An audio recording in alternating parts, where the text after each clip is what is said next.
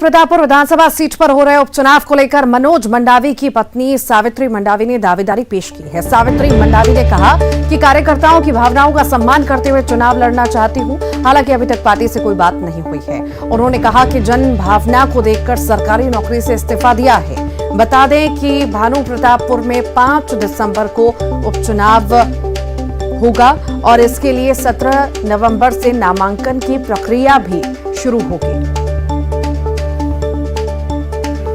उबर भी नहीं पाई हूँ अच्छे से, तो अब मैं अपने पारिवारिक कारणों से बच्चों को देखते हुए, इनके क्षेत्र को देखते हुए मैं अपना स्वयं इस्तीफा दे दी हूँ।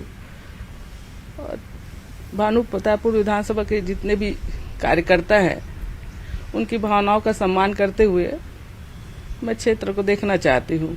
1998 से 2022 तक पूरा इनका राजनीति करते आ रहे थे, तब से मैं इनसे जुड़ी हुई हूँ।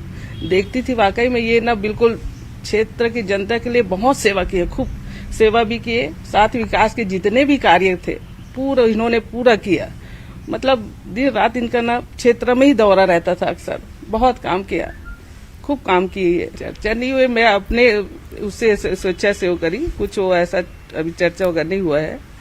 मैं अपने कारणों से, अपने पारिवारिक कारणों से बच्चों को देखते हुए सोच रही हूँ कि यहाँ चुनाव इसमें राजनीति में आओ। ये एक सहानुभूति भी रहती है और स्वाभाविक दावेदारी भी रहती है परिवार की जी। तो आप आएंगे? हाँ, मैं वही बोली ना, विधानसभा जितने भी कार्यकर्ता उनकी भावनाओं का सम्मान करते हुए मैं चुनाव लड़ना चाहती हूँ। और इसी पर ज्यादा जानकारी के लिए देवव्रत भगत हमारे साथ जुड़ गए हैं। देवव्रत, सावित्री मंडावी ने अपनी दावेदारी तो पेश कर दी है, पर कांग्रेस की ओर से अभी तक कुछ भी नहीं कहा गया है। पर यह तो साफ है, जिस तरह से उन्होंने अपनी सरकारी नौकरी छोड़ी है, मतलब दावेदार तो वही रहेंगे।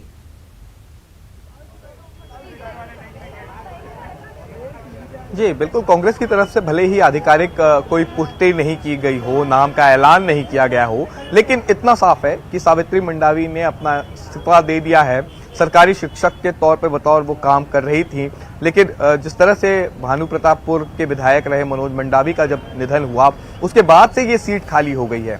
और सबसे बड़ी बात यहाँ पर ध्यान देने वाली ये है कि जिस दिन निर्वाचन आयोग उपचुनाव का ऐलान करती है, उसी दिन सावित्री मंडावी अपना इस्तीफा देती है। तब इसे समझा जाना चाहिए कि कांग्रेस की तरफ से सावित्री मंडावी जो है वो उम्मीदवार एक तरह से तय मानी जा रही है। हालांकि अब तक जब तक कांग्रेस की तरफ से कोई अधिकृत बयान ना आए या अधिकृत घोषणा ना हो जाए, तब तक इसे एक तरह से दावेदारी ही समझना चाहिए। लेकिन अब तक के जो उपचुनाव के दौरान कई सारे उपचुनाव में परंपरा रही है कि जो दिवंगत नेता होते हैं उनके परिजनों को ही टिकट दिया जाता है, जब तक के कोई किसी भी तरह की कोई दिक्कतें पेश ना आए। क्योंकि जब दंतेवाड़ा के उपचुनाव हुए थे उस दौरान भी हमने ये देखा कि कांग्रेस की तरफ से देवती कर्मा को मैदान में उतारा गया था जब महेंद्र कर्मा का निधन हुआ था। उसके बाद भीमा मंडावी की जब हत्या नक्सलियों ने की थी, तब उनकी पत्नी दावेदार के रूप में बीजेपी से उतरी हुई थी। तब ऐसे में यही समझा जाना चाहिए कि